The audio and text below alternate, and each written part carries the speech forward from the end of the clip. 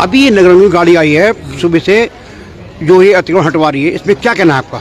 मतलब कहना ये है कि बाजार में सारे बैठे हैं, पर्टिकुलर एक दुकानदार को करके कोई फायदा नहीं है। और बाजार में हालत ये हो गई है कि एक दूसरे के ऊपर उंगली करी जा रही है। दुकानदार खुद लगाता है, उसको देखा देखी दूसरे भी लगाएंगे और उसके बाद कहते हैं कि मैंने इसका लगाया कि उसने लगाया। कल नया बाजार के व्यापारी कुमाऊं कमिश्नर दीपक रावत जी से मिलने गए थे। दीपक रावत जी का कहना यह है, जो भी व्यापारी दुकान के बाहर फाड़े या ठेला लगवाता है उसकी फोटो खींच के हमें भेजिए, उसकी दुकान सील की जाएगी। क्या सदर बाजार के व्यापारी या अन्य बाजार के व्यापारी ये काम नहीं कर सकते हैं? सर सबसे पहले तो ये होना चाहिए कि जितने भी व्यापारी बनके जो लोग बाहर से आके यहाँ बैठे हैं, सबसे पहले तो उनका कागज चेक करें। लोकल का व्यापारी क्या करेगा?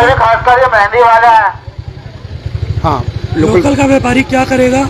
अगर बाहर के व्यापारी आके यहाँ पर दुकानें घेर के सड़क घेर के बैठे होंगे, आधी आधी सड़क घेर लेंगे, तो लोकल का व्यापारी का व्यापार ना करे, अपने बच्चे ना पाले, रोटी ना खाए।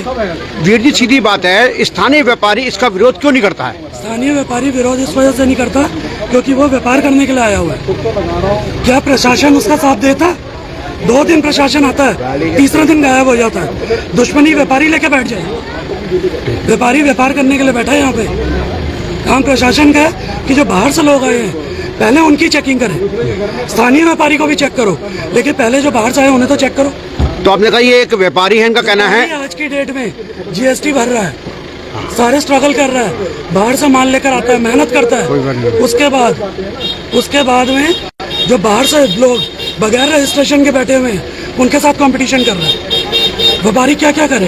तो आपने कहा ये व्यापारी है सदर बाजार के, इनका कहना है कि शासन प्रशासन अधिकारियों को प्रतिदिन आना चाहिए। दूसरी बात ये सबसे अहम बात जो उन्होंने कही है कि जो भारी व्यापारी यहाँ पर आकर सड़कों बैठ के कारोबार कर रहे हैं और व्यापारी जीएसटी भरता है, सेल टैक्स भरता है, दुकान का किराया देता है, लाइट का बिल भरता है, स्टाफ की तनख्वाह देता है, वो व्यापारी पीड़ित है। लेकिन जो बाहर से व्यापारी आते हैं वो हमारे राज्य का पैसा अन्य राज्यों में ले आ रहे हैं। बैठे हैं किराए पे दुकानें लेके बैठे बिना रजिस्ट्रेशन के, उनके दुकान का कोई रजिस्ट्रेशन नहीं है।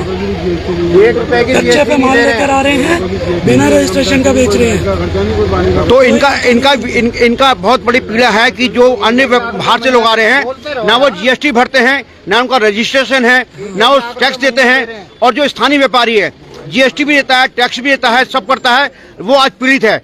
अधिकारी इसको संज्ञान में क्यों नहीं लेते, ये व्यापारी का कहना है। धन्यवाद। हाँ जी प्रदीप भाई बताएं आप। 1-1 लाख रुपए 1.5 लाख रुपए महीना दे रहे हैं, कहाँ से निकाल रहे हैं वो, कैसे निकाल रहे हैं? 1 रुपए की जीएसटी नहीं दे रहे हैं वो, और न ही उनका कोई रजिस्ट्रेशन है। प्रदीप जी सीधी बात यह है कि जो आपने बताया हमको, सारे व्यापारी मिलकर एकजुट होकर प्रशासनिक अधिकारियों से क्यों नहीं मिलते इस बात की शिकायत लेकर? अब ये तो व्यापारियों का ही है, एक दूसरे की टांगे खींचने में लगे हुए हैं सारे के सारे। मतलब मैं सही हूँ दूसरा गलत है? हाँ, मैं सही हूँ दूसरा गलत है, यही है बस। यही हो रहा है ना बिहार में? यही हो रहा है।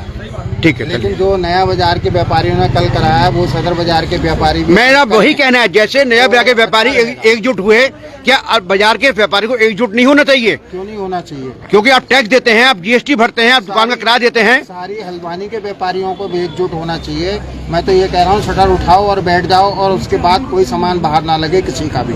एकजुट होना पड़ेगा, यानी व्यापार बचाना है तो व्यापारी को आगे आना होगा, व्यापारी को आगे आना होगा। बस बस ठीक है, ओके। व्यापारी मिलकर कुमाऊं कमिश्नर दीपक रावत जी के पास गए थे, उसके बाद एक आदेश पारित हुआ है।